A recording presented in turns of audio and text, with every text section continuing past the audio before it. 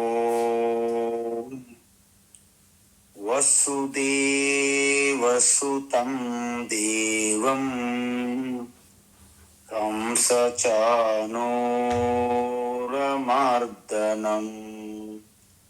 దేవకీ పరమానందం కృష్ణం వందే జగద్గురుం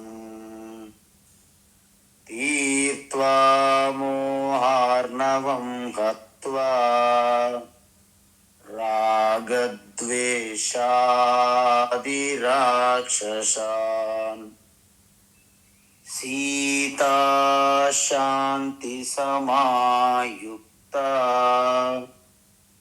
ఆత్మా రామో విరాజతే ఆత్మా రామో విరాజతే.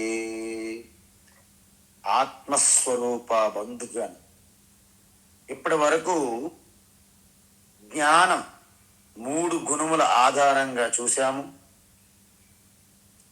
కర్మలు, మనం చేసే కర్మలు కూడా 3 గుణముల ఆధారంగా చూస్తున్నాం. ఇప్పటికే సాత్విక కర్మ అంటే చూశాము. ఏమిటి అంటే నియత కర్మలను, అంటే ఆ కర్మల పైన బంధము మమేకం పెంచుకోకుండా, రాగం పెంచుకోకుండా, రాగద్వేషాలకు అతీతంగా, ఫలాపేక్ష లేకుండా ఈశ్వరార్పణ బుద్ధితో కర్మలు చేసి ఆ ఫలితమును ఈశ్వర ప్రసాద బుద్ధిగా స్వీకరించుటయే సాత్విక కర్మ అని చెప్పాం. దాని వలన ఆధ్యాత్మిక వృద్ధి, అంతఃకరణ శుద్ధి జరిగి జ్ఞాన ప్రాప్తి కలుగుతుంది. జ్ఞాన ప్రాప్తి కలిగిన తరువాత మీ పుణ్యఫలం ఫలించి ఈశ్వర అనుగ్రహం ద్వారా గురువు శాస్త్రం అనేది మీకు లభ్యమై ఆ గురు శాస్త్రమును శ్రవణము, మననము, నిధిధ్యాసనము ద్వారా జ్ఞానయోగము చేసి ఆత్మ జ్ఞానమును పొంది మోక్షమును పొందుతారు. ఇది సాత్విక కర్మ క్రమంగా మోక్షమునకు దారి తీస్తుంది. అయితే రాజసిక కర్మ ఏమిటి? రాజసిక కర్మ అంటే మనం ఏం చెప్పాము అంటే, ఏ కర్మ అయితే ఈ లౌకికమైనటువంటి మెటీరియలిస్టిక్ ప్రయోజనాల కోసం, అంటే సంపదలు, ధనము, ఇండ్లు, గోవులు, ఆస్తులు, ఉద్యోగాలు, వ్యాపారాలు, పదవులు, అధికారము, కీర్తి ప్రతిష్టలు, ఈ లౌకికమైనటువంటి విజయాల కోసం అహంకారము, దర్పముతో, దంభముతో, ఎంతో శ్రమ, అధిక శ్రమతో కూడి ఒత్తిడితో ఆందోళనకు లోనై ఏ కర్మ అయితే చేస్తారో దానిని రాజసిక కర్మ అంటారు. ఇటువంటి కర్మ చేయడం వలన మనకి, ఎందుకంటే అత్యంత శ్రమతో కూడి ఉంటాయి ఈ కర్మలు, దాని మూలంగా వారికి ఆందోళన, ఒత్తిడి పెరిగి అనారోగ్యం పాలవచ్చు.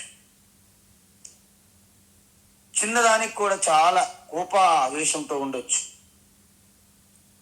వాటిని ఎక్కడ వెళ్ళగక్కాలో తెలియక వాటిని వెళ్ళగక్కేందుకు వ్యసనాలకు బానిసవచ్చు. ఈ విధంగా బహుళ ఆయాసం, అధిక శ్రమతో, ఒత్తిడితో కూడుకున్నటువంటి ఈ కర్మలు కామేప్సునా క్రియతే, అధికమైన కోరికలు, తరగని కోరికలు. ఎలాగైతే అగ్నిలో ఆజ్యం, నెయ్యి పోస్తుంటే కోరికలు ఎలా పెరుగుతుంటాయో, అలా కోరికల యొక్క ఆ వలలో పడి సాహంకారేణ, అహంకారం, దంభముతో చేసే ఈ కర్మలను రాజసిక కర్మ అంటారని చెప్పాం. అయితే సాత్విక కర్మ అయినది, రాజసిక కర్మ కూడా చూసాం. ఇప్పుడు తామసిక కర్మ అంటే ఏమిటి? అనుబంధం క్షయం హింసాం అనవేక్ష పౌరుషం మోహాత్ ఆరభ్యతే కర్మ యత్తత్ కర్మ తామసముచ్యతే తత్ తామసముచ్యతే. అంటే అర్థం ఏంటి? ఏ కర్మ అయితే దాని యొక్క ఫలితం, అనుబంధం అంటే ఫలితమును, అంటే ఏ కర్మ అయితే ఫలితమును కానీ దానివల్ల కలిగే నష్టమును కానీ దానివలన కలిగే హింస కానీ ఇంకా తనకున్నటువంటి సామర్థ్యమును కూడా ఆలోచించకుండా, ఇటువంటి అవగాహన లేకుండా కేవలము అజ్ఞానము మోహముతో చేస్తారో అట్టి కర్మను తామస్ కర్మ అంటారు. మనం చూసాం. ఇప్పుడు ఈ జరాసంధుడు అనేవాడు, ఈ దుర్యోధన, వీళ్ళందరూ కూడా, శిశుపాల, వీళ్ళందరూ కూడా దాని యొక్క ఫలితం మీద అంచనా వేయకుండా, వాళ్ళు చేయడం వలన కలిగే హాని, నష్టం దాన్ని కూడా తెలుసుకోకుండా, మనకి ఎంత సామర్థ్యం ఉన్నది, మన శక్తి, మన యుక్తి అని ఏవి తెలుసుకోకుండా కర్మలు చేయడానికి ప్రయత్నిస్తారు. ఉదాహరణకి పాకిస్తాన్ ఉంది. వాళ్ళకి సరిగ్గా ఆ దేశంలో ఉన్న అందరికీ ఒకరోజు భోజనం సరిగా ఉండదు, కానీ అణుబాంబులు తయారు చేయాలి. అణుబాంబులు తింటారా? అంటే ఈ పాకిస్తాన్ వాళ్ళు ఎవరైతే ఉన్నారో వాళ్ళు చేసే కర్మలన్నీ తామస కర్మలు. ఎందుకంటే వారికి తినడానికి తిండి సరిగ్గా లేకపోయినప్పటికీ అణుబాంబులు తయారు చేయడానికి మాత్రం అప్పు చేసుకుని అణుబాంబులు చేస్తుంటారు. చాలా మంది మన దగ్గర కూడా చూస్తుంటాం. కొన్ని కార్యక్రమాలు చేయడానికి వారి దగ్గర ఎటువంటి సంపదలు, డబ్బులు ఉండవు, కానీ అవి కూడా అప్పు చేసి చేస్తుంటారు అన్నమాట. మళ్ళీ ప్రారంభిస్తాం, తన యొక్క శక్తి ఏంటి, దాన్ని కొనసాగించగలమా లేదా, దాన్ని పూర్తి చేయగలమా లేదా అనే ఆలోచన ఉండదు. మనం చేయడం వలన కలిగే హాని కానీ, హింస కానీ, నష్టమును కూడా వారు అంచనా వేయరు, అనవేక్ష ఆలోచించరు. మరి ఎందుకు చేస్తున్నారు? ఇంతకుముందు మనం చెప్పాం, పక్కా ప్రణాళికతో ఆలోచించి ఏ కర్మ అయితే ప్రారంభిస్తారో దానిని సాత్విక కర్మ అని చెప్పాం. దానికి సరిగ్గా భిన్నం అన్నమాట ఇది. ఎందుకు? ఎటువంటి ప్రణాళిక, ఎటువంటి ప్లాను, ఎటువంటి ఆలోచన చెయ్యకుండా చేసే కర్మ తామసీ కర్మ. అంటే సాత్విక కర్మకు సరిగ్గా వ్యతిరేకం అన్నమాట ఇది. ఇంతకీ అసలు ప్రణాళిక అవసరమా స్వామీజీ? బ్రహ్మ సత్యం జగత్ మిథ్య, ఈ కర్మలు చేయడంలో ప్రణాళిక అవసరమా అని చాలా మంది అడుగుతుంటారు. చూడండి, సాత్విక కర్మ చేసినప్పుడు ప్రణాళిక చాలా అవసరం. ముందుగా మనం అందరం కూర్చొని ఒక నిర్ణయం తీసుకుంటాము, ఆలోచిస్తాము, ప్రణాళిక వేస్తాము. అప్పుడు మన తెలివితేటలు బయటపడతాయి. మరి బెంగ, భవిష్యత్తు గురించి బెంగ అంటే ఏమిటి? సాధారణంగా మనం బెంగపడడానికి, ప్రణాళిక వేసుకోవడానికి కన్ఫ్యూజ్ అవుతాం. ఇంతకీ బెంగ ఏమిటి, ప్రణాళిక ఏమిటి అని తెలియదు మనకి.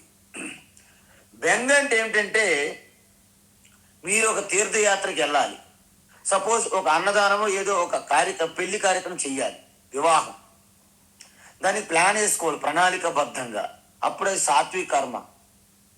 కానీ వివాహం జరుగుతుంది, ఎప్పుడుకో ప్రణాళిక ఉన్నది, కానీ అప్పుడు సరిగ్గా వివాహం జరుగుతుందా లేదా, అప్పుడే వర్షం వస్తే అతిథులకు ఏమవుతుందో, అప్పుడు ఏం జరుగుతుందో, అసలు పెళ్లి కొడుకు వాళ్ళు, పెళ్లి కూతురు వాళ్ళు ఒప్పుకుంటారా లేదా, వాళ్ళ యొక్క చుట్టాలు, బంధువులు ఏమంటారు, అసలు పురోహితుడు సరైన సమయానికి వస్తాడా లేదా, అప్పుడు ఆయన ఆరోగ్యం బాగుంటుందా లేదా?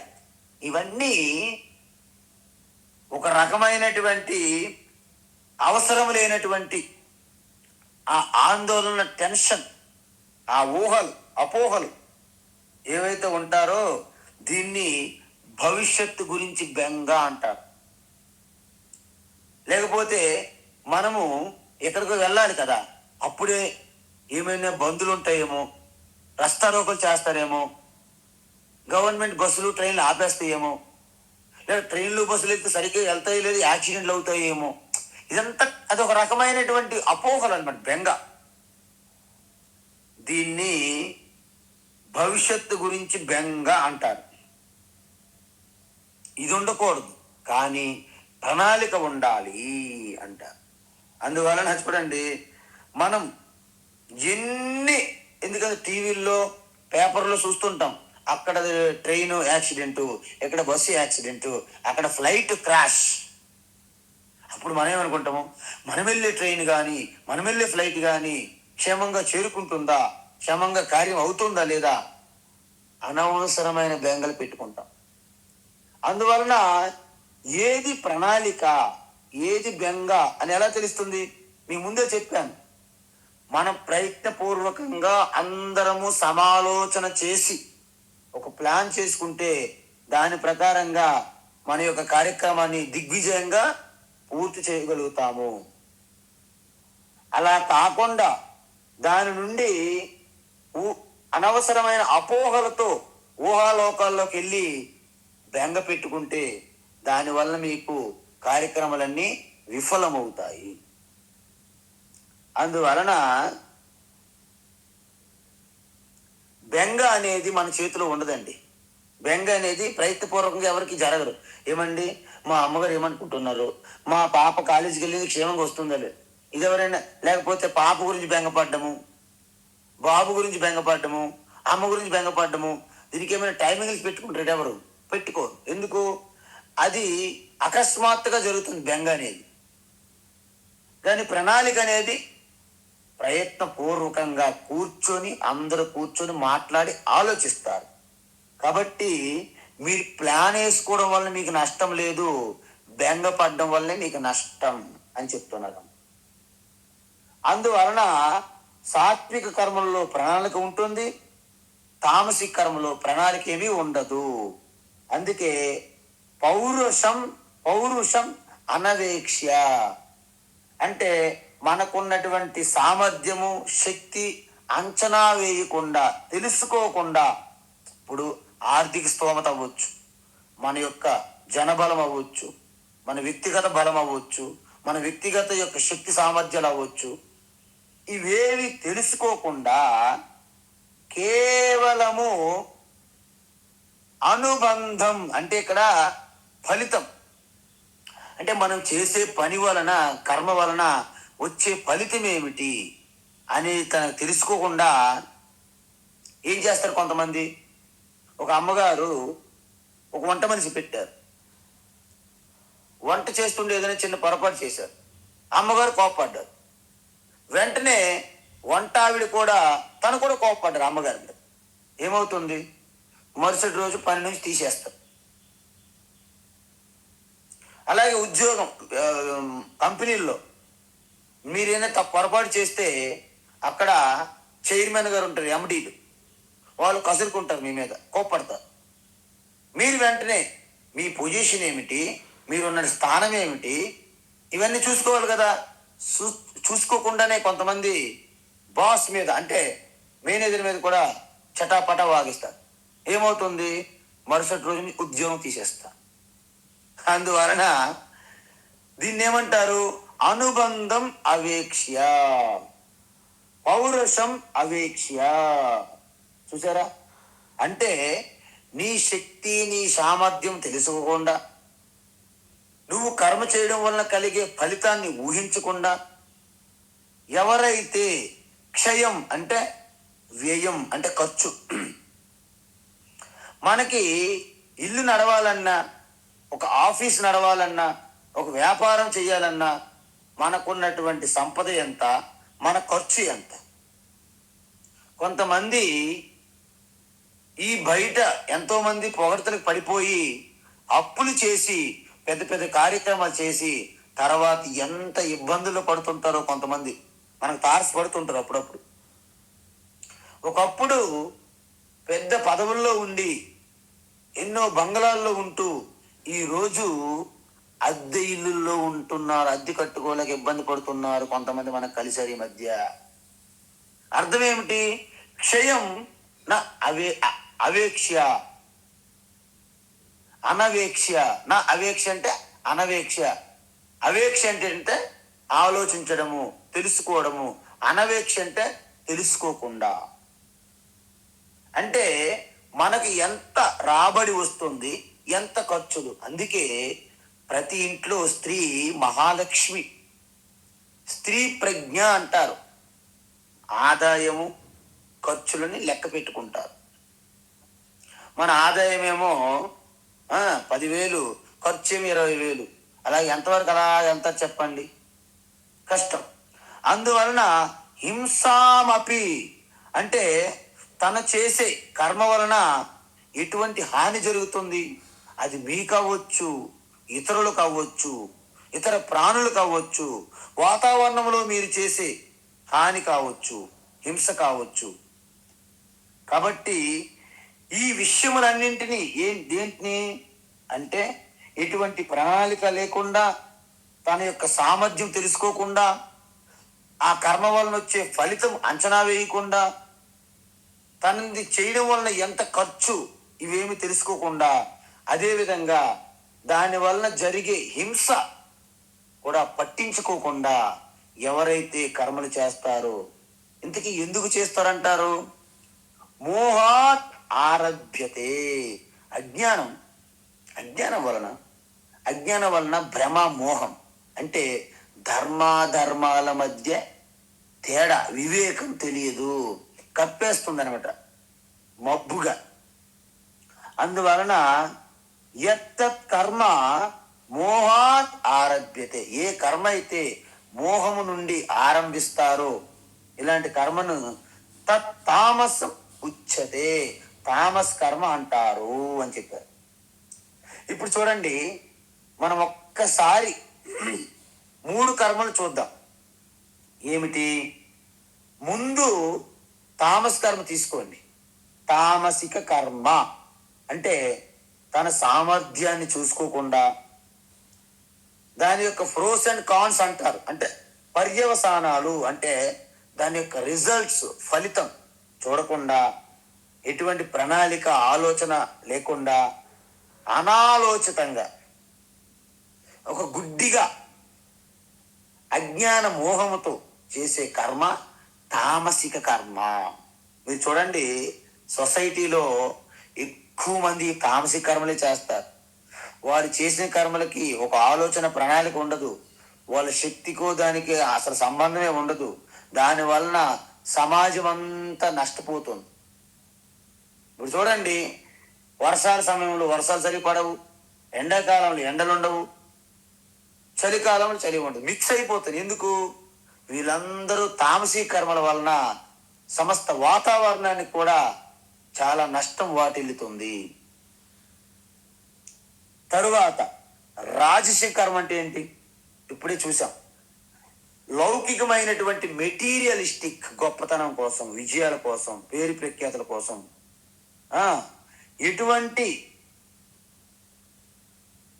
ఇటువంటి సామాజికం యొక్క ప్రయోజనాలను చూడకుండా, స్వార్థముతో, అహంకార దర్పముతో, ఎంతో శ్రమైన, ఒత్తిడికి లోనైనప్పటికీ ఆందోళనలతో చేసే ఆ కర్మని హడావుడి ఎక్కువ ఉంటుంది అనమాట. ఆ కర్మలని రాజసిక కర్మ అంటారు. మరి సాత్విక కర్మ అంటే ఏంటి?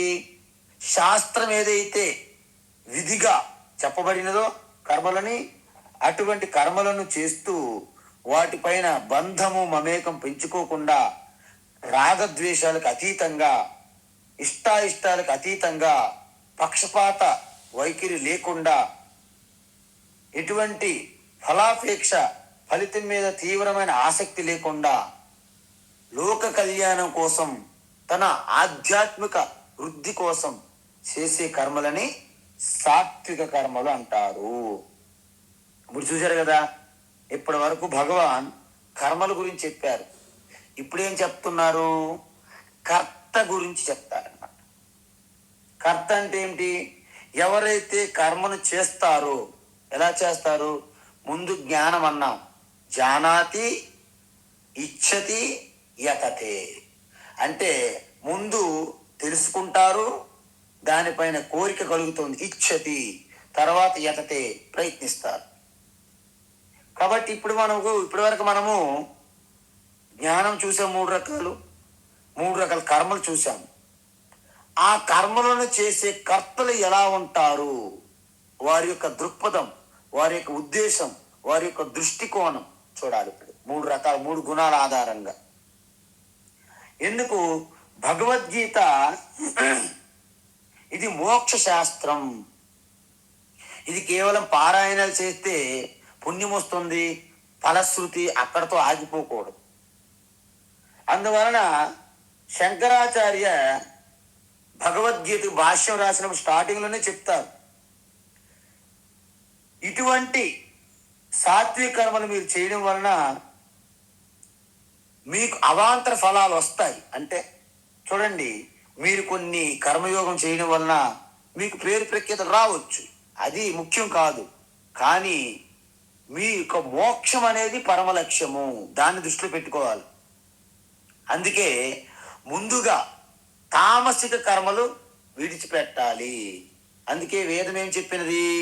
ఫస్ట్ కామ్య కర్మలను విడిచిపెట్టాలి. అంటే అంతకు ముందే నిషిద్ధ కర్మలు విడిచిపెట్టాలి, కామ్య కర్మలను విడిచిపెట్టాలి, ప్రాయశ్చిత్త కర్మలు కూడా విడిచిపెట్టాలి. మరి ఏ కర్మలు చెయ్యాలి? నిత్య కర్మలు. అంటే యజ్ఞదాన తపస్సు, పంచమహాయజ్ఞములు, కర్మయోగం చెయ్యాలి. ఇది విడిచిపెట్టకూడదు. అప్పుడు ఏం చేయాలి? ముందుగా మనము తామసిక కర్మలను విడిచిపెట్టి రాజసిక కర్మల్లోకి మనము ఎదగాలి. ఆ తర్వాత నెమ్మదిగా రాజసిక ప్రవృత్తి నుండి పైకి ఎదగాలి. అంటే తామసిక కర్మల నుండి రాజసికము, రాజసికము నుండి సాత్విక కర్మల్లోకి రావాలి. అందువలన ఎప్పుడైతే సాత్విక కర్మల్లోకి మీరు వస్తారో అప్పుడు మీ జ్ఞానము, కర్మ, కర్త ఇవన్నీ కూడా మారుతాయి అన్నమాట. ఇప్పుడు కృష్ణ పరమాత్మ ఈ 6 అంశాలు చెప్తారు. ఏంటి? జ్ఞానము, కర్మ, కర్త, బుద్ధి, ధృతి, సుఖం. ఇక నుంచి ప్రతి ఒక్కటి 3 చెప్పారు. ఎక్కడి వరకు చెప్పారు? జ్ఞానము, కర్మ అయింది. ఇప్పుడు చెప్పబోయేది కర్త. కర్త గురించి చూస్తాం. ముక్త సంగో నహం వాది, ముక్త సంగో నహం వాది, ముక్త సంగో నహం వాది, ధృత్యుత్సాహ సమన్వితః, ధృత్యుత్సాహ సమన్వితః, ధృత్యుత్సాహ సమన్వితః, సిద్ధ్య సిద్ధ్యోర్నిర్వికారః, సిద్ధ్య సిద్ధ్యోర్నిర్వికారః, సిద్ధ్య సిద్ధ్యోర్నిర్వికారః,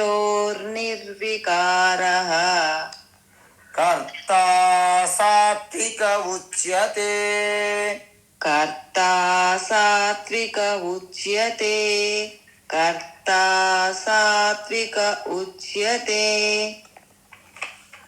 ముక్త సంగో నహం వాది, ధృత్యుత్సాహ సమన్వితః, ముక్త సంగో నహం వాది, ధృత్యుత్సాహ సమన్వితః, ముక్త సంగో నహం వాది, ధృత్యుత్సాహ సమన్వితః, సిద్ధ్య సిద్ధ్యోర్నిర్వికారః, కర్తా సాత్విక ఉచ్యతే, సిద్ధ్య సిద్ధ్యోర్నిర్వికారః, కర్తా సాత్విక సాత్విక ఉచ్యతే సిద్ధ్య సిద్ధ్యోర్నిర్వికారః కర్తా సాత్విక ఉచ్యతే. ఉత్తమం. అయితే ఇప్పుడే మనం చెప్పాం, ఇంతవరకు జ్ఞానములో 3 రకాలు చూసాము, కర్మల్లో 3 రకాలు చూసాము. కానీ ఆ కర్మలను చేసే వ్యక్తుల దృష్టిలో ఇప్పుడు చెప్తున్నారనమాట. వారు ఎటువంటి కర్తలు? ఎందుకంటే కర్మ చేయాలంటే కర్త ఉండాలి అని మనం చూసాం. 5 అంగాలలో కర్త ఒకటి. కాబట్టి కర్త ముఖ్యమైనది. కర్త లేకుండా కర్మ ఉండదు. అందువలన ఇప్పుడు 3 రకాల కర్తల గురించి చెబుతున్నారు. అంటే 26వ శ్లోకము, 27వ శ్లోకము, 28వ శ్లోకము. 26వ శ్లోకంలో మనకి సాత్విక కర్త గురించి చెప్తున్నారు. అంటే ఇక్కడ చూడండి, సాత్విక కర్త అంటే ఏంటంటే ముక్త సంగ. ముక్త సంగ అంటే సంగత్వమును త్యజించాలి. సంగత్వం అంటే ఏంటి? బంధాన్ని విడిచిపెట్టాలి. అంటే మనం ముందు కర్మలని సహాయం తీసుకుంటాం, తర్వాత కర్మలను దాటి వెళ్ళిపోవాలి. ఇంతకుముందు మనం చెప్పాం, ఒక స్లాబ్ వేసినప్పుడు దానికి ఆధారంగా పెడతాం, తర్వాత ఆధారాన్ని తీసేస్తాం. అలాగే పోల్ వాక్ గేమ్లో కర్రని ఆధారంగా తీసుకొని చాలా ఎత్తుకి వెళ్తారు మనిషి, అక్కడ ఆధారాన్ని విడిచిపెట్టేస్తారు. అదేవిధంగా ఈ కర్మలను కూడా, అంటే సంగత్వము అంటే ఏంటి? దేని యందు కూడా బంధము మమేకం తాదాత్యం పెట్టుకోరనమాట. ముక్త సంగ, సంఘం నుండి విముక్తులయ్యారు అని అర్థం. ముక్త సంగ అంటే అతనికి కర్మ ఎంతవరకు చెయ్యాలో, ఎప్పుడు వదిలేయాలో తెలుసు. అందుకే చూడండి, ఎక్కడ తగ్గాలో ఎక్కడ నెగ్గాలో అంటారు మన వాళ్ళు. సినిమా డైలాగులో బయట చెప్తుంటారు. అంటే ఏ పరిస్థితుల్లో కర్మని పట్టుకోవాలి, ఏ పరిస్థితుల్లో కర్మని విడిచిపెట్టాలి, శాస్త్రం రెండూ చెబుతుంది. మనం ఏంటంటే కర్మ చెయ్యం, చేస్తే కర్మ విడిచిపెట్టాం. ఇది ప్రాబ్లం అంతా. అంటే లేస్తే మంచోడు కదా అన్నట్టుగా కర్మ చెయ్యము. ఒకవేళ సాత్వికర్మ చేయమని అడిగితే ఇంక దాన్ని పట్టుకొని ఏలాడతాం తప్ప అది విడిచిపెట్టడం వీలు కాదు. అందువలన మీరు కర్మలు అనేవి మన అనుకున్న లక్ష్యం ఏదైతే, కర్మ యొక్క రిజల్ట్ ఏంటి? అంతఃకరణ శుద్ధి, ఆధ్యాత్మిక యొక్క అంతఃకరణ శుద్ధి అని చెప్పాం. అంటే ఏమిటి? మీకు జ్ఞానయోగ ప్రాప్తి అందించడమే కర్మల యొక్క లక్ష్యం. అలాంటప్పుడు ఎప్పుడైతే మీకు అంతఃకరణ శుద్ధి కలిగిందని మీరు భావిస్తున్నారో మీకు తెలిసిపోతుంది. ఎలా తెలుస్తుంది? నేను జ్ఞానాన్ని అధ్యయనం చెయ్యాలి, అంటే జ్ఞాన యోగంలోకి వెళ్ళాలి అని తీవ్ర తపన రుచి మీకు కలిగినప్పుడు, ఓహో నాలో అంతఃకరణ శుద్ధి జరిగింది అని మీకు తెలుస్తుంది. ఎందుకు? కర్మ ఎంత వరకైతే మీరు చేస్తూ ఉంటారో అంత దూరం లాక్కుపోతుంది బహిర్ముఖులుగా. కానీ మన జీవిత లక్ష్యాన్ని చేరుకోవడానికి అంతర్ముఖ సమారాధ్య బహిర్ముఖ సుదుర్లభ అని లలితా సహస్రనామంలో చెప్పినట్టుగా, మనం ఎంత బహిర్ముఖంగా వెళ్ళిపోతే ఆ పరమాత్మ నుండి అంత దూరంగా వెళ్ళిపోతున్నట్టు లెక్క. అందువలన కర్మ ఎప్పుడు మిమ్మల్ని బహిర్ముఖులను చేస్తుంది. ఓకే, అది మంచి కర్మ అవ్వచ్చు, అయినప్పటికీ అది బహిర్ముఖం చేయడమే దాని లక్ష్యం. కాబట్టి మిమ్మల్ని ఒక దగ్గర ఉండనివ్వదు కర్మ. మరి ఆత్మజ్ఞానం పొందాలంటే మీరు అనేక తీర్థయాత్రలు తిరుగుతూ ఆత్మజ్ఞానం పొందగలరా? పొందలేరు. మీరు పొందాలంటే ఏం చేయాలి? శ్రవణ మననం అధ్యయనం చేయాలి శాస్త్రం. కాబట్టి మీరు కొంత సమయం ఇవ్వగలగాలి. అంటే మీ మనస్సుని శాంతంగా అంతర్ముఖం చేసుకోవాలి. లేకపోతే భగవద్గీత, వేదాంత, బ్రహ్మ విద్య అధ్యయనం అసాధ్యం. అందువలన మీకు కర్తృత్వ భావన, ఈ కర్మల్లో చేసినంత వరకు మీ కర్తృత్వ భావన ఒక కాంక్రీట్ వలె బలంగా ఉంటుంది. నేను కర్మలు ఎంత ఎక్కువ ప్రాజెక్టులు మనం చేస్తూ ఉంటే అంత బలంగా కర్తృత్వం పెరుగుతుంది. నిజానికి సామాజిక వ్యావహారిక ప్రపంచంలో ఆయన గొప్ప ఉన్నత శిఖరాలను అధిరోహించారని అనుకుంటారు తప్ప ఆధ్యాత్మికంగా ఆయన శూన్యం, ఆవిడ శూన్యం. ఎందుకంటే పెద్ద పెద్ద అడ్వెంచర్స్ ఎవరూ చేయని అసాధ్యమైనటువంటి అసామాన్యమైనటువంటి కార్యక్రమాలు చేస్తుంటారు. దాంట్లో కూరుకుపోతారు. ఆ పొగడ్తలకి ఎప్లాట్స్ పడిపోయి దాంట్లో అలా వెళ్ళిపోతారు లోపలికి. పద్మవ్యూహంలో అభిమానులు వెళ్ళిపోయినట్టు వెళ్ళిపోవడమే తప్ప వారు బయటపడే మార్గం ఉండదు. అభిమానిని చూడండి, ఇటు నుంచి పద్మవ్యూహంలో వెళ్ళేటప్పుడు చీల్చి చండాడి అన్ని యొక్క వ్యూహాలను కూడా మొత్తం చీల్చి చండాడి లోపలికి వెళ్ళిపోయాడు. కానీ బయటపడే మార్గం తెలియక వీళ్ళందరూ కూడా ఈ సాత్విక కర్మలైన అయినప్పటికీ ఈ కర్మల్లో బాగా కీర్తి ప్రతిష్టలకు అలవాటు పడి అహంకార దర్పంతో ఇక బయటపడే మార్గం లేదు. కాబట్టి చిత్తశుద్ధి పొందిందనేది కూడా వారికి తెలియదు. కాబట్టి అందువలన కర్మలను త్యజించడానికి ఇష్టపడరు. అందుకే మనం ఏమంటాము, ఈ కర్మలన్నీ మీరు ఎప్పుడైతే మీకు ఒక ఫలితాన్ని అందించాయో చిత్తశుద్ధి, అప్పుడు ఆ కర్మలను కూడా విడిచిపెట్టాల్సి ఉంటుంది. అందుకే తర్వాత కర్మలను త్యజించాలి అని చెప్తుంది ఎవరికి?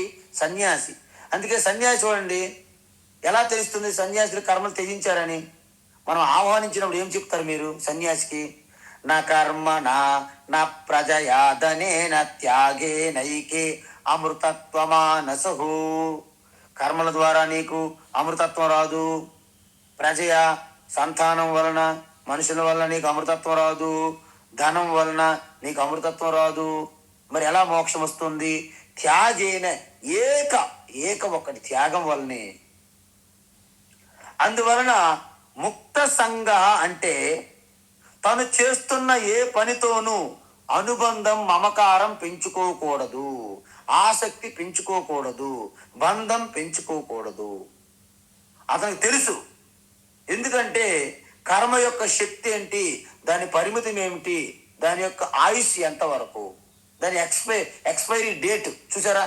మ్యానుఫ్యాక్చర్ అయింది అనుకోండి ఒక మెడిసిన్ కానీ వస్తువు కానీ, manufacturing date, expiry date. Expiry date అయిన తర్వాత ఇంకా అది వాడుతున్నారు అనుకోండి, వాళ్ళు తామసిక రాజసిక గుణాల్లో ఉన్నారని అర్థం. ఎందుకు? ఎక్స్పైరీ అయిపోయినవి ఎవరు మనం వాడం.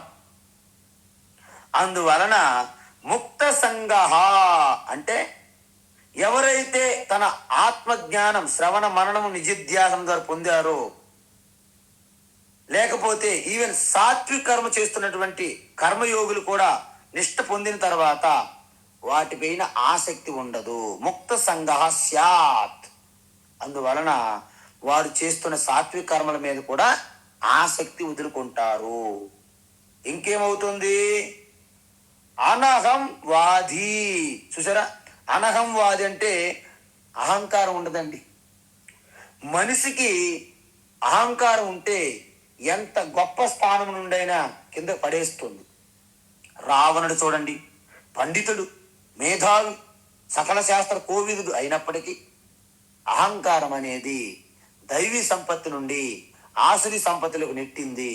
అందువలన ఒక గొప్ప శాస్త్రజ్ఞుడు, పండితుడు అయినటువంటి మేధావి అయినటువంటి రావణుడు అసురుడు, రాక్షసుడు వలె మారిపోయాడు. అలా కాకుండా రాక్షస వంశములో పుట్టినటువంటి ప్రహ్లాదుడు చూడండి, సకల శాస్త్రములను సాత్విక కర్మలను చేస్తూ అజ్ఞానాన్ని సముపార్జన చేసి శ్రవణ మనన నిధిధ్యాసనలతో తపశ్చర్యలతో బ్రాహ్మణోత్తముడుగా మహర్షిగా మారిపోయారు. అంటే రాక్షస వంశంలో పుట్టినప్పటికీ మహర్షిగా మారిపోయినటువంటి ప్రహ్లాదుడు, రాజర్షిగా మారినటువంటి ప్రహ్లాదుడు చూడండి, బ్రాహ్మణ వంశంలో పుట్టి సకల శాస్త్రాలు చిన్నప్పటి నుండి చదువుకొని వచ్చినటువంటి ఆ రావణుడు రాక్షసుడిగా మారిపోయాడు చూడండి. అందువలన అనహంవాది అంటే సాత్వికరం ఏంటంటే దానికి అహంకారం ఉండకూడదు. అంటే కర్తృత్వంలో అహంకారం, నేనే చేశాను యజమాన్ని, నేను కర్తను, నేనే భరిస్తున్నాను, నేనే నడిపిస్తున్నాను, వీళ్ళందరూ కూడా నాకు జస్ట్ సపోర్ట్గా ఉంటే ఉంటారు, ఉన్నా లేకపోయినా నేను లేకపోతే ఏం జరగదు అని అహంకారం అన్నమాట. అందువలన ఈ అహంకారానికి బాగా పైకి ఎక్కిపోయి కళ్ళు పైకి వెళ్తాయి. అందువలన ఎక్కడికి వెళ్ళినా తనకి ఎక్స్పెక్టేషన్స్ అన్నమాట. అందరిలో నన్ను గుర్తించాలి, అందరిలో నాకు పెద్దపీట వేయాలి, నాకు పైన కూర్చోబెట్టాలి, నాకు సన్మానాలు చెయ్యాలి, నా గురించి గొప్ప స్తుతించాలి, ఇవి కోరుకుంటారనమాట. అహంకారం, దర్పం. అందువలన ఈ విధంగా అహంకారము ఆ పదవి ఇచ్చే హోదా, అధికారాన్ని మనిషికి ఆధ్యాత్మికంగా ఎదగనీయకుండా అడ్డుగోడలుగా ఉంటాయి. మీ అందరికీ తెలుసు, కర్మయోగికి ఆ అధికారాలని, ఆ యొక్క పదవులని, ఆయన చేస్తున్నటువంటి కర్తవ్యాలని ఎక్కడి వరకు తీసుకురావాలి, ఎక్కడ ఆపాలి వారికి తెలుసు. అందుకే కొంతమంది ఏం చేస్తారంటే వాళ్ళ ప్రవృత్తిని బయటి వరకే ఉంచుతారు. ఇంటికి వచ్చినప్పుడు ఇంటి గేటు తట్టామో లేదో ప్రవృత్తి అనే జాకెట్ తీసేస్తారు. మనం కొంతమంది చూడొచ్చు, వ్యాపారవేత్తలు కానీ, సినిమా వాళ్ళని కానీ, రాజకీయ నాయకులు కానీ కొంతమంది ఉంటారు. వారు క్షేత్రంలో ఉన్నప్పుడే పూర్తిగా లీనమైనట్టు మనకు కనిపిస్తారు. కానీ ఒక్కసారి స్వస్థతకు వచ్చారా, ఇంటికి వచ్చారా, సర్వం తీసేస్తారన్నమాట. ఆ ప్రవృత్తే తీసేస్తారు. మనకు ఆశ్చర్యం వేస్తుంది. ఒక్కొక్క వ్యక్తిని కలిసినట్టు మనకు అనిపిస్తుంది. అవునా, ఆశ్చర్యపోతారు మీరు. కావాలంటే కొంతమందికి కలవండి. వాళ్ళు చేస్తున్న ప్రవృత్తికి వారి ఇంట్లో ఉన్నటువంటి నడవడికి సంబంధమే ఉండదు. అది ఎంతో వివేకంతో జరుగుతుందన్నమాట. అందువలన అహంవాది అంటే అహంకారము, అనహంవాది అంటే అహంకారం లేకపోవడము. అందువలన గొప్ప పనులు చేసే వాళ్ళకి స్తుతిస్తారు, సన్మానాలు చేస్తారు, కానీ వాటిని అలాగే చిరునవ్వుతో స్వీకరిస్తారు. అక్కడ వరకే అవి తీసుకుంటూ అక్కడే మర్చిపోతారు, అవి విడిచిపెట్టేస్తారు. ఎందుకు? ఇప్పుడు సన్యాసులు ఉన్నారు, మహాత్ములు. మీరు పాద పూజలు చేస్తామని ఎంట పడతారు, చేయకపోతే కొంతమంది హర్ట్ అవుతారు, తప్పక ఒప్పుకుంటాం. కానీ మీరు చేస్తున్నప్పుడు ఇది నాకు కాదు, నా కృతజ్ఞత, నాకు ఈ అవకాశం ఇచ్చి నా అజ్ఞానాన్ని తొలగించుకునే అవకాశాన్ని కల్పించినటువంటి మా గురువుకి అర్పిస్తున్నాను. మరి ఆ గురువు ఏం చేస్తాడు? నా గురువుకి అర్పిస్తున్నాను. మరి ఆ గురువు ఏం చేస్తాడు? మా గురువుకి అర్పిస్తున్నా. అలాగ చివరికి పరమ గురువు, ఆది గురువు దక్షిణామూర్తికే చెందుతుంది. మీరు పెట్టే నమస్కారాలు, మీరు చేసే పాద పూజలు, మీరు చేసే స్తోత్రాలు, ఇవన్నీ గురు మహిమా, గురు మహిమా, అపార మహిమా, గురు మహిమా, గురు మహిమా, గురు మహిమా, అపార మహిమా, గురు మహిమ. గురువు అనేది ఎవరు? దక్షిణామూర్తి స్వరూపమే. కాబట్టి మీరు చేసినవన్నీ ఆ దక్షిణామూర్తి వైపు నెట్టేస్తారు. మీరు చూడండి, నదిలో ఇంత మురికి, ఇంత కాలుష్యం చేస్తున్నాం మనం.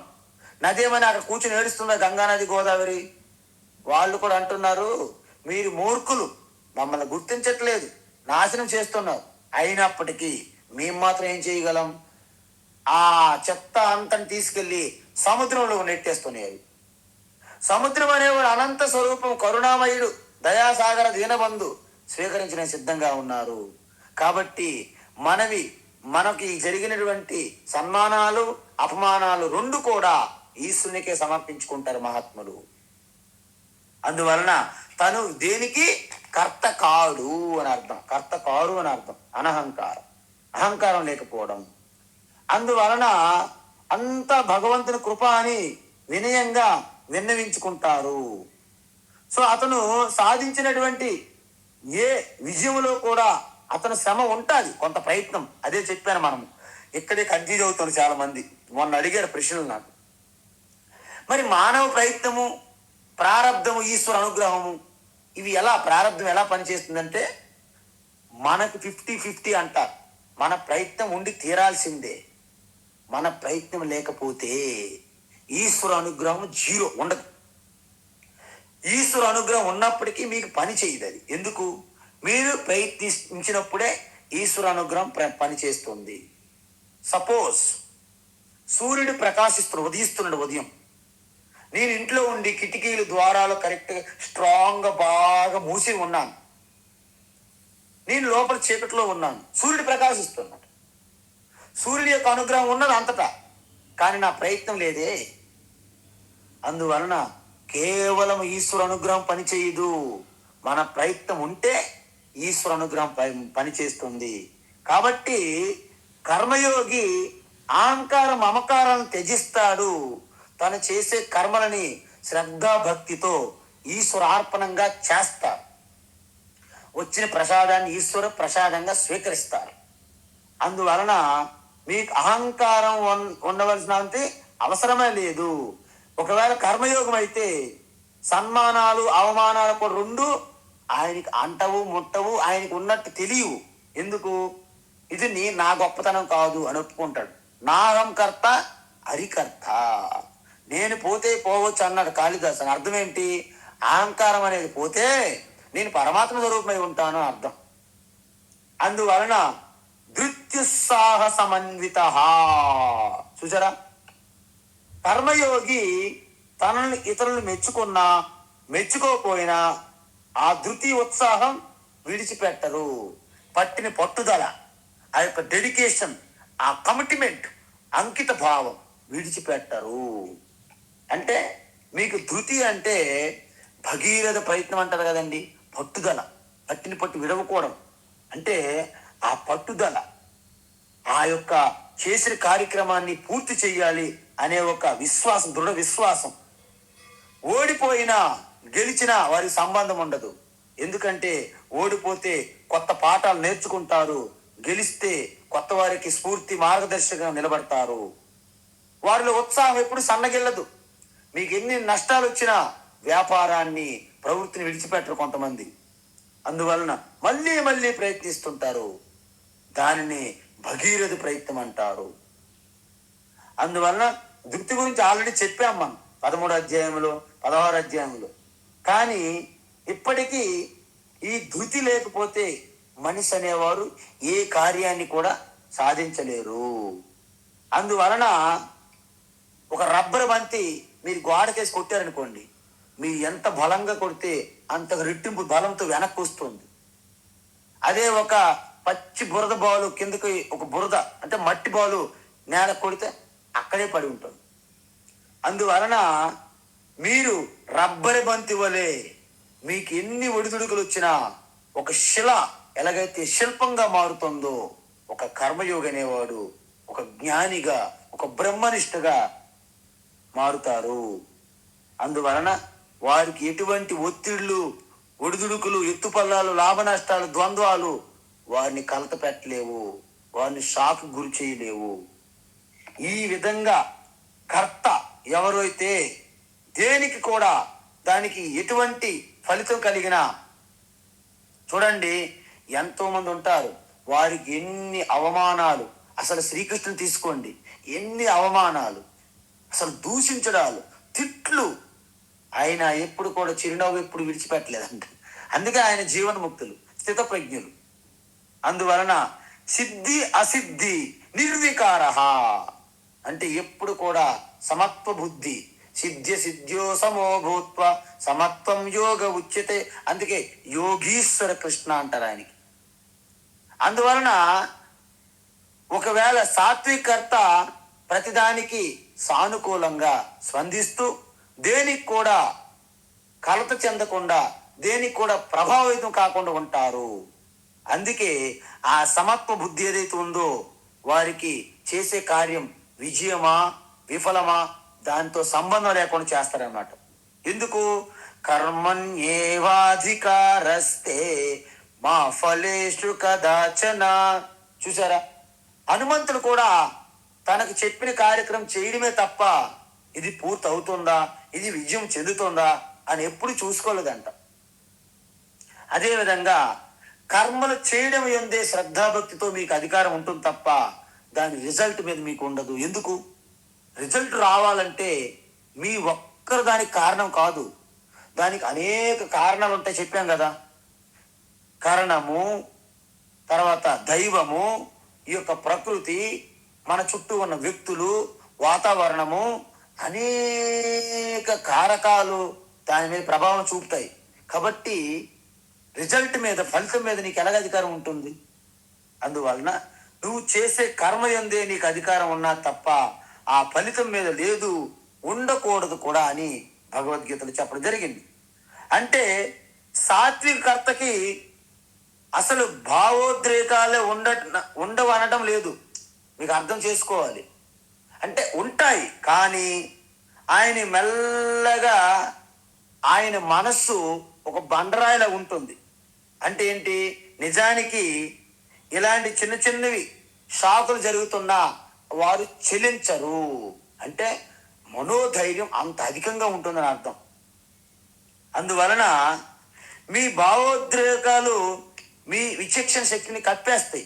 కానీ ఈ కర్మయోగికి, ఈ యొక్క సాత్విక కర్తకి ఎటువంటి ఎత్తుపల్లాలు వచ్చినా, ఎటువంటి షాకులు, ఎటువంటి సమస్యలు, ఎటువంటి ఇబ్బందులు, ఎటువంటి కలత, ఎటువంటి పరిణామాలు కలిగినప్పటికీ మనస్సు ధైర్యంగా ఎదుర్కోగలదు.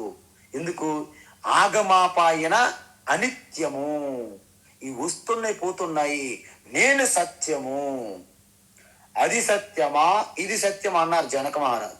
అంటే స్వప్నము సత్యమా, వ్యావహారిక జాగ్రత్త సత్యం అంటే అది తాత్కాలికమే, ఇది తాత్కాలికమే, నువ్వు సత్యం అన్నారు అష్టావక్రులు. అందువలన వీరికి ఎటువంటి విషయం కూడా, ఎటువంటి పరిణామం కూడా వీరిని మార్చలేదు. ఎందుకు? ఆ మానసికమైనటువంటి ధైర్యం, ఆ ధృతి, ఉత్సాహం ఎప్పుడు కూడా తగ్గదు. చూడండి, కొన్ని నదులు ఉంటాయి వర్ష ఆధారం నదులు, కానీ గంగా జీవనది నిరంతరం వెళ్తుంది. సముద్రంలాగా ఉంటారన్నమాట వీరంతా. అంటే సముద్రంలో 10 బకెట్లు తీసినా, 100 బకెట్లు పోసినా ఏం తేడా ఉండదు. ఆ విధంగా మీకు ప్రతీది కూడా కర్తవ్యంగా ఈశ్వరు ఇచ్చినటువంటి ఒక అపురూపమైనటువంటి ఒక బహుమానం, ఒక అవకాశం. అందువలన పరిణామాలతో మీ సంబంధం లేకుండా, ఎటువంటి భయము, ఆసక్తి, అహంకారం లేకుండా, వచ్చినటువంటి ఫలితం మీద ఎక్కువ తీవ్రమైనటువంటి ఇచ్ఛ, ఆపేక్ష లేకుండా ఎవరైతే కర్తవ్య కర్మలను కేవలం నేను ఒక పనిముట్టు, నేను ఒక ఇన్స్ట్రుమెంట్ అని ఎవరైతే చేస్తారో అటువంటి వారిని సాత్విక కర్త అంటారు. అందువలన చూడండి, ఈ విధంగా సాత్విక కర్త ఈశ్వర ప్రసాద భావంతో ఉంటారనమాట. అలాంటి భావన ఉండాలంటే అతను ఎంత భక్తి ఉండాలి చెప్పండి?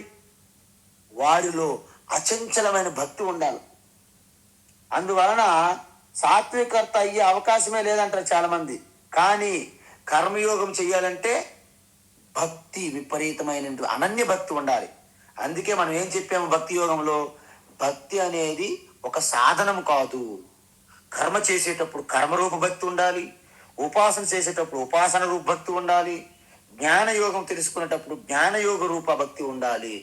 భక్తి అనేది అన్నిటికీ రామసేతు అన్నమాట. అందువలన ఎవరైతే కర్మయోగం ముందు భక్తి యోగం వస్తుందో, కర్మయోగం అంటేనే భగవంతునికి అంకితం అవడం. ఇప్పుడు చెప్పండి, కర్మయోగం వేరు, భక్తి యోగం వేరా? రెండు ఒకటేనా? నిజానికి రెండు ఒకటే.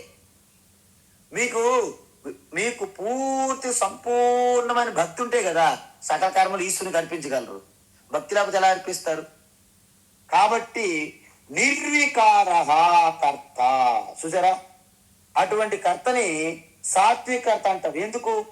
ఆయనకి దేనితో సంగత్వం లేదు, అహంకారం లేదు, పట్టుదల, ఉత్సాహము అవి ఎట్టి పరిస్థితులు కూడా విడిచిపెట్టరు. అంటే జయాలకి అపజయాలకి, సన్మానాలకి అపమానాలకి రెండింటికి కూడా సమత్వ చెల్లించినటువంటి బుద్ధి కలిగి ఉన్నటువంటి ఆ కర్తని సాత్విక కర్త అంటారు. ఇప్పుడు మనము రాజసి కర్త అంటే చూడాలి. మరి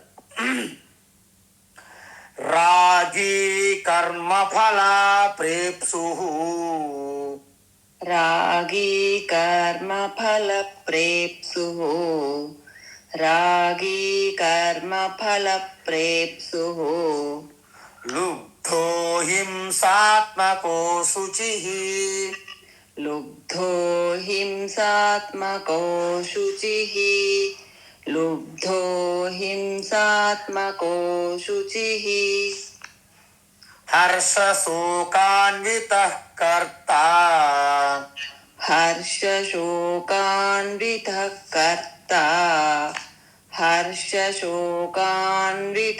కర్తా రాజసః పరికీర్తితః రాజసః పరికీర్తితః రాజసః పరికీర్తితః రాగీ కర్మఫల ప్రేప్సుః లుబ్ధో హింసాత్మకో శుచిః రాగీ కర్మ ఫల ప్రేప్సుః లుబ్ధో హింసాత్మకో శుచిః రాగీ కర్మ ఫల ప్రేప్సుః లుబ్ధో హింసాత్మకో శుచిః హర్షశోకాన్వితః కర్తా రాజసః పరికీర్తితః హర్షశోకాన్వితః